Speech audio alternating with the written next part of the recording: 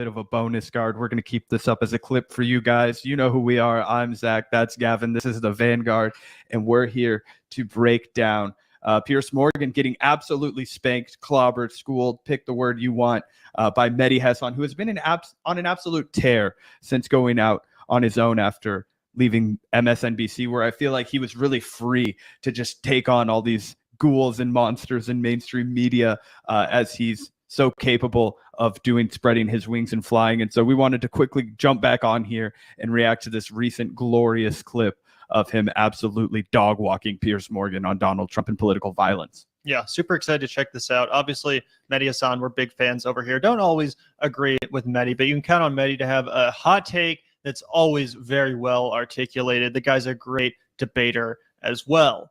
So always great to hear from Mehdi, even if you don't necessarily agree with what he's saying, because you can count on it being a compelling and well-constructed argument.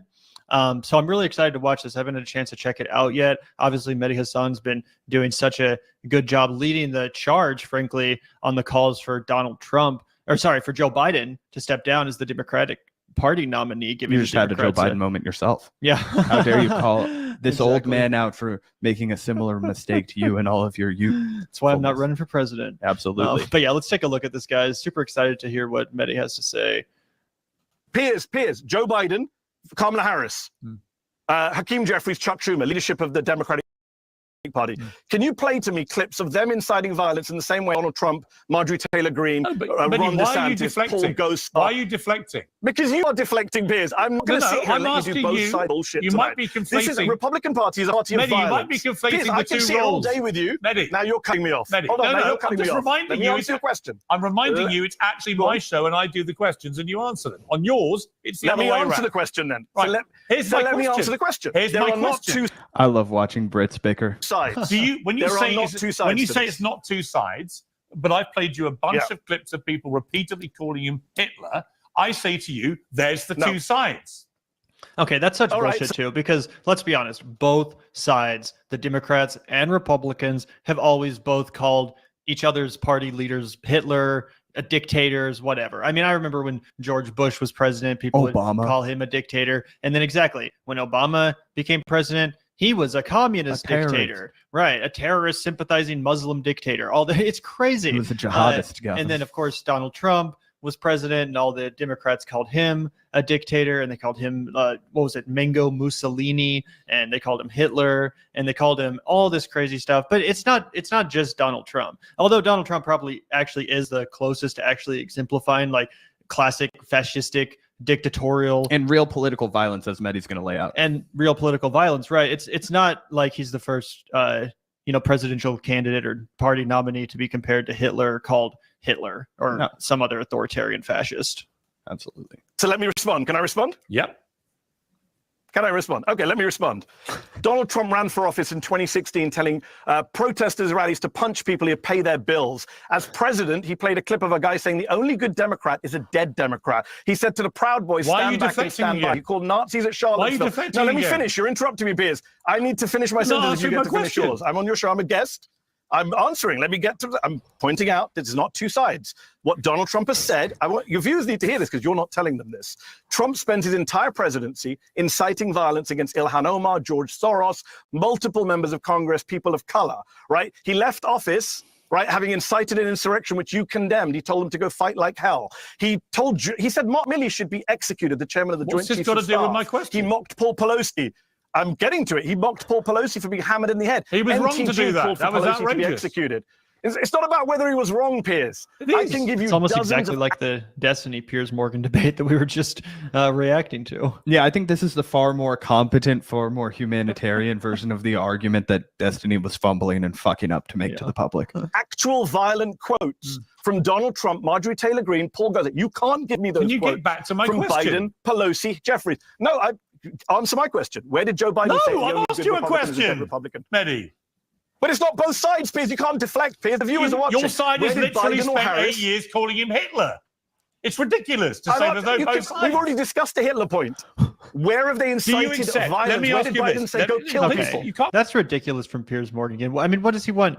I mean, that's ridiculous. Of course, the Democrats called Trump Hitler, but Republicans call Democrats That's far not actionable worse. calls to violence, right? That's not the same as say punch this guy. As Mehdi drew multiple fabulous examples right off the tip of his tongue, right? He had the example of Trump saying that he would pay people's legal bills. The only good Democrat is a dead Democrat, right? And he wouldn't come out and necessarily call for violence himself, but he would always elevate voices of individuals who would call for violence on his behalf, and he would be like, never condemning them. He would just say stupid shit like, well, a lot of my supporters, they feel very strongly. They understand the threat. They see the threat of the Democrats. They hate the Democrats. They see these Democrats and they think they're very evil people. And I tell them I see it too. I see that evil. You know what I mean? And it's like, this is how he gets them to do it. Like, and even that isn't the worst of the worst. Mehdi already laid out the worst of the worst, but it's still so different than calling him like Cheeto Mussolini or like a proto Hitler or a Pol Pot, you know, or whatever. Yeah. And also I just think it's dumb when people try to place the blame for political violence 100% at the hands of like sort of vague statements made by politicians that obviously weren't actually calls to violence. Like some people were bringing up some random Biden tweet that I think Biden even like apologized for or something, where it was like there was like a bullseye emoji or something. It was like, keep your eye on the bullseye or something, when it was like talking about the election or the, you know, Republicans or something like that. And people were like, see, like this was actually a call for assassination or something like that. People did the same thing with, I forget who it was, but they had the maps with the, you know, gun scope thingies on there, and people tried to tie that to I'm like, crazy people that are going to do crazy political assassination stuff, they're more likely being radicalized by like some conspiracy theorist online, some crazy like Alex Jones type, not like some innocuous statement tweeted out by the president. Like that's just stupid. For sure. I'll keep asking me No, questions. Piers, I'm not letting this go. Sorry. General Mark Milley, he called for his execution. Can you point to me to a single Democrat who's called for Republican execution? Let me ask you I'll again. wait. I won't interrupt you. Let me ask. No, I'm waiting, Piers. Point me to a single Democrat who's called for an execution. Mehdi, respectfully, it's my show. I ask the questions. But would you understand that if someone is described repeatedly as Adolf Hitler, that some deranged individual might think it's morally justified to then kill the new Hitler? And that's why it's dangerous. So and that's why it should stop. So my colleague John Harwood is it. Okay, so well, my advice to Piers Morgan would be, don't be a politician that can easily be compared to Adolf Hitler. If you're so worried deep down that Donald Trump shouldn't be compared to Hitler, maybe he should start fucking behaving like a regular human being instead of a crazy wannabe dictator. Yeah, maybe he should abandon his fascist instincts for some humanitarian ones. I agree. I think that's actually the better way to live, but that's not my fault. It's not, don't compare him to Hitler. That means people will think he's like Hitler. Especially when, I mean, not that these motherfuckers can relate, but we all grew up in a fucking country where, you know, maybe Mehdi was born in America, I forget, but either way, we all grew up in a fucking country.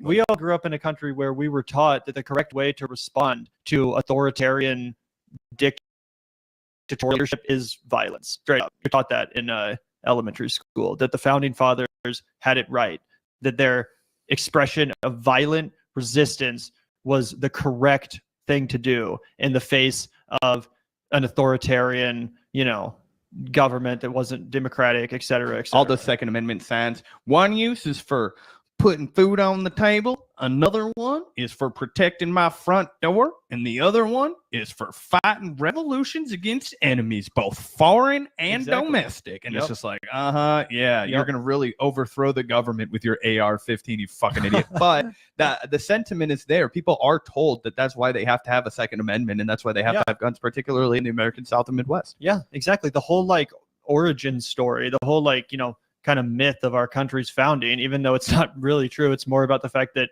you know, as the Dazed and Confused quote goes, a bunch of aristocratic white males didn't want to pay their taxes, right? That's really the story. But as we're taught it, they were anti-fascists, you know, they were resisting dictatorial tyranny. So of course it was within their rights to take up arms and lead a violent revolution.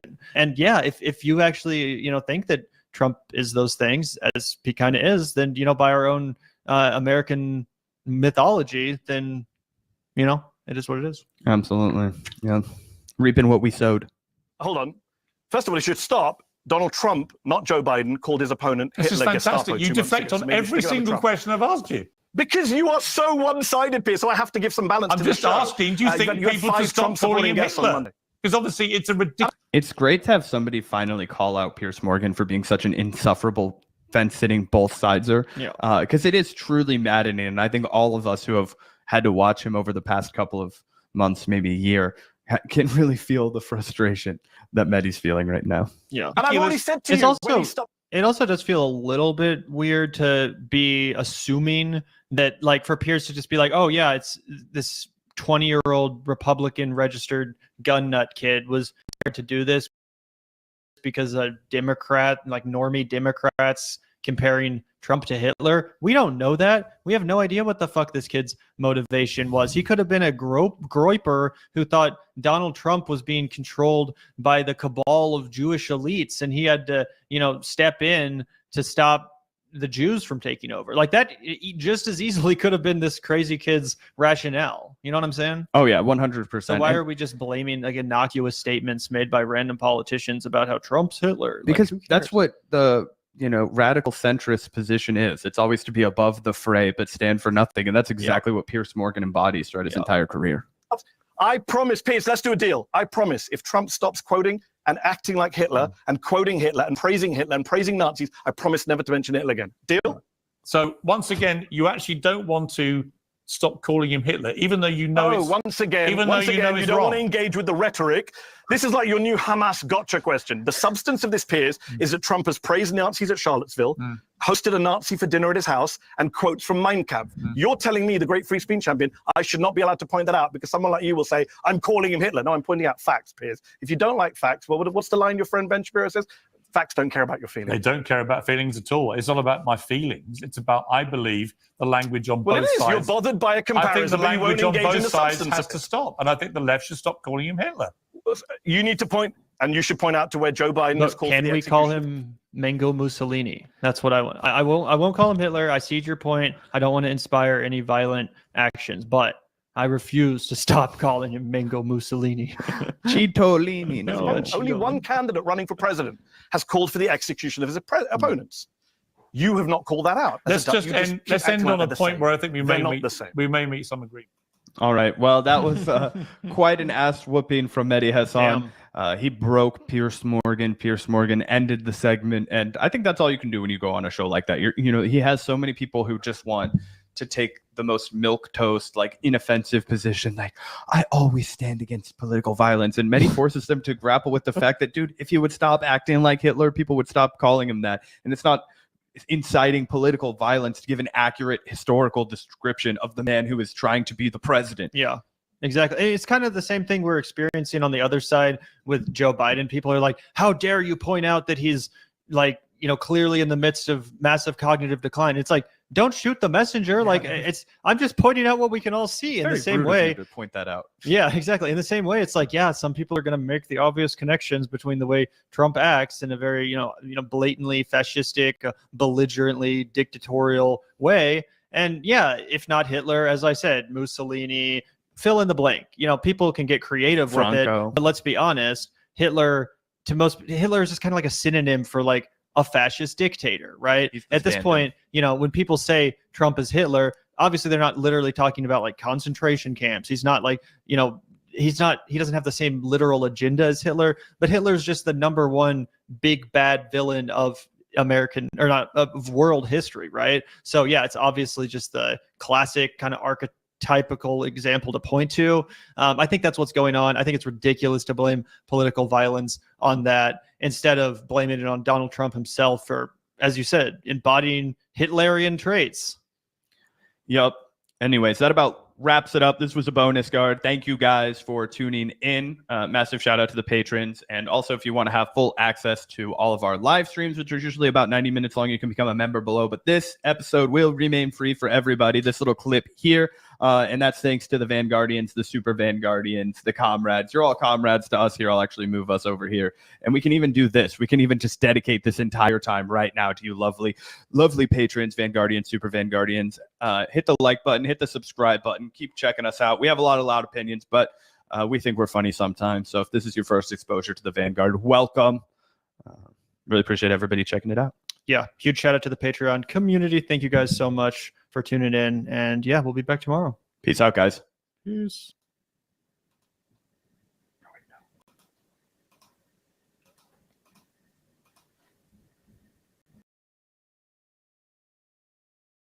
a lot going on. I'm in New